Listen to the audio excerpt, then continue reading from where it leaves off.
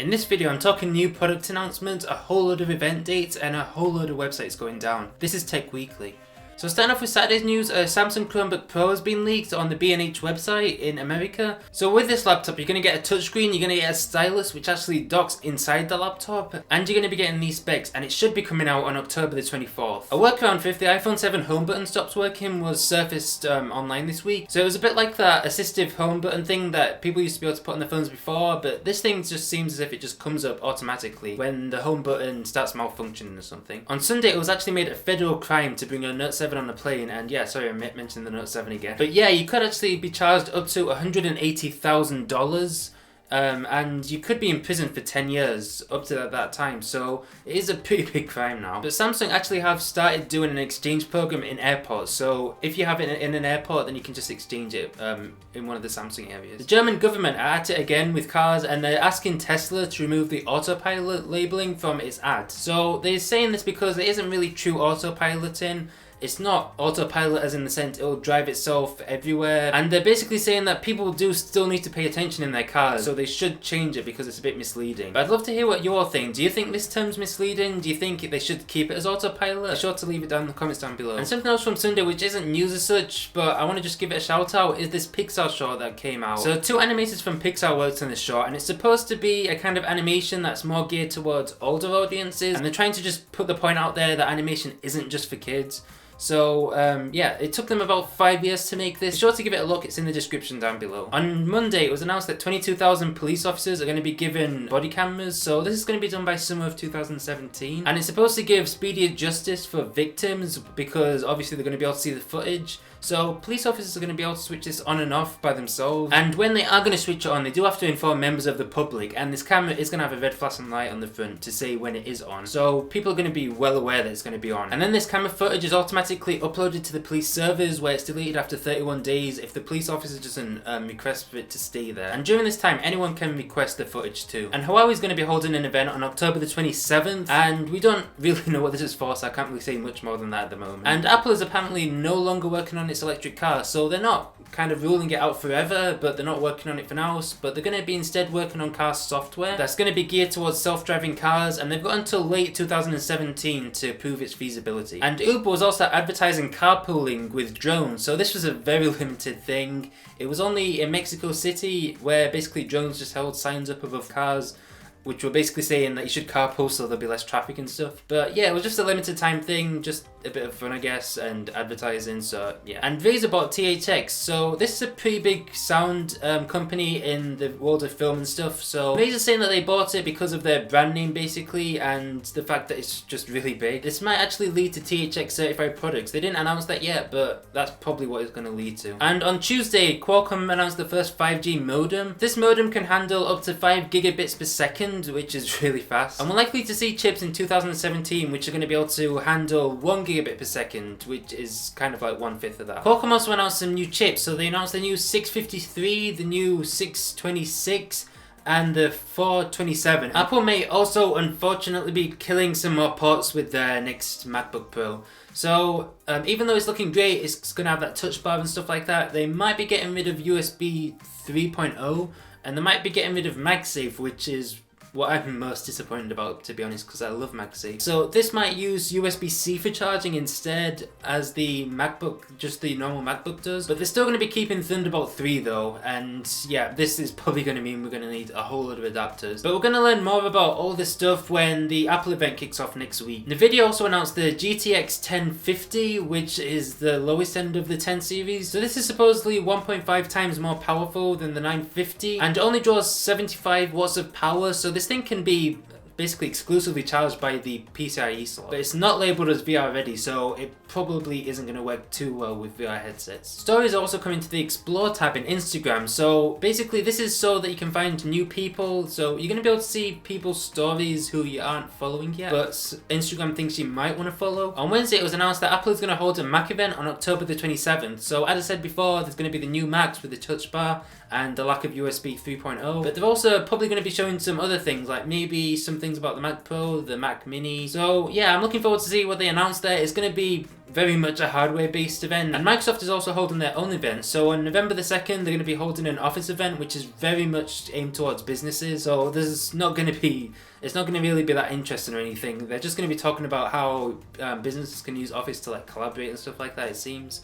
And yeah, it's going to be a very business kind of oriented event. There's going to be a consumer event, which is going to be on October the 26th, which is one day before the Apple event. And in that event, they're going to be talking the Surface and that sort of stuff. So that's the event that you're probably going to want to watch. Well, unless you're in a business, that is. And Amazon may be bundling internet services with Prime. So as if they didn't need another thing to be added to Prime. I mean, it's already great value as it is, but this thing's only going to be available in Europe apparently because of the tight restrictions in the US when it comes to using people's networks and stuff. So they're going to be working over the BT network in England as pretty much everyone else is here. And yet nothing's for certain with this yet. It might happen, it might not happen. So it's just kind of, they're just talking about it at the moment apparently. So we'll see later on if this is going to come to anything. And T-Mobile is being forced to pay $48 million over basically not being transparent with their customers. So basically they've been telling their customers that they can get unlimited data, but they throttled them at about, I think, 12 gigabytes or something. So people that were affected by this are going to get these benefits. And Lee Eco, a company that I never actually heard about before today, has announced a whole lot of products. So they've announced stuff from TVs to phones to VR-ready headsets to even smart cars. And there's a great article that CNET did about this. I'm going to have it down in the description, and it basically just goes over everything they announced. I remember that GTA bomb video that was going around YouTube last week. Well,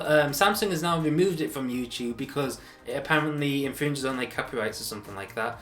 But there's a whole lot of other videos up. And on Thursday, Tesla announced that they're going to be bringing self-driving to their cars. And this isn't just the Autopilot thing that they had before. This is like proper self-driving. Like you'll be able to be like in the airport and summon your car from home kind of thing. Apparently it's full level 5 autonomy, which means that there doesn't have to be a driver present in it. And basically any car that leaves their factory from this point in time is going to be enabled with this. So even though the cars are going to be able to do this, it's not going to be enabled straight away. They're going to have to collaborate the whole system and stuff like that. And there's actually going to be some features taken away at first, just so this whole collaboration thing can actually work out. And this is going to be coming later on down the line once everything's calibrated and stuff like that. But for now, stuff like lane handling and collision warnings aren't going to be available with Tesla models that come out. But they did actually release a video of this working out, and it's down in the description down below. Samsung also announced the first 8GB DRAM module that will be available in phones later, hopefully. Nintendo also announced the Switch, which used to be called the Nintendo NX. So this is basically kind of trying to take the place of Wii U. So this is kind of like a tablet thing that you can kind of take out of this dock that you have at home, and then you can bring it around with you anywhere. And you can like take the controllers out of it and stuff and use them for 2 players. I'm gonna have a video about all of it down in the description down below. But if it works as it shows, and it really is as good as it shows it is, then this is going to be great. It also supports Unreal Engine 4, which is actually great. But apparently the dock is only for charging and TV output and nothing else other than that. So everything's basically powered by this tablet-like thing. And on Thursday, Razer also announced the new Blade Pro, which is a crazy laptop. I mean, this thing has desktop-grade GTX 1080 in it.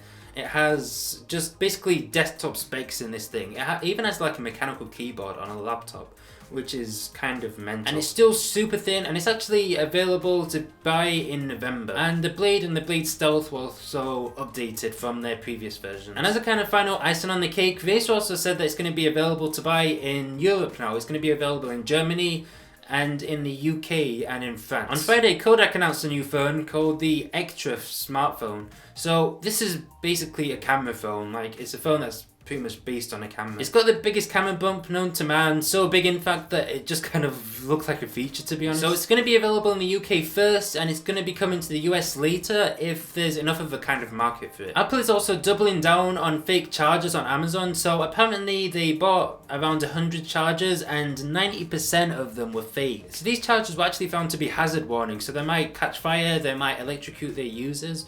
So obviously Apple is going to take action for this. And a big player in this is Mobile Star LLC, so they're going to be trying to get their chargers offline, or off Amazon basically. And going back to Samsung news, I thought last week would be the last week of Samsung news, but apparently not. So Samsung isn't done with shooting themselves in the foot, so they've decided to not compensate people for damages that happened in their house. So, I mean, the phone like damaged people's carpets, it sprayed stuff out which damaged other things. and they're only willing to pay a small amount towards these damages. But I mean, why don't Samsung just pay it? They're already getting themselves bad press. Why do they want to get themselves even more bad press? I mean, to them, the cost of it isn't hardly anything anyway. But anyway, moving on, a whole lot of social networks were down yesterday, from sites like Twitter to Reddit to a whole lot of blogs, and this is because DYN, a service that manages a lot of companies' DNS servers, was basically DDoSed a lot yesterday as well as the day before. So this was a massive DDoS. It was apparently helped by the Internet of Things, where basically people use stuff like light bulbs and smart thermostats and all of that to aid in the DDoS. And this just sent a whole load of basically data to DYN, and they just couldn't handle it. So a whole load of sites have been going kind of up and down. So they've been working for some people on some devices and not on other devices. Personally, for me, I didn't have any issues whatsoever. But yeah, it's just pretty unstable at the moment. But anyway, that's it for this week's news. If you like this video, be sure to give it a like. Be sure to leave a comment down below if you think I missed anything or anything like that, or you just want to say hi. And I'll see you all in the next video. Hope you all have a great day. Bye.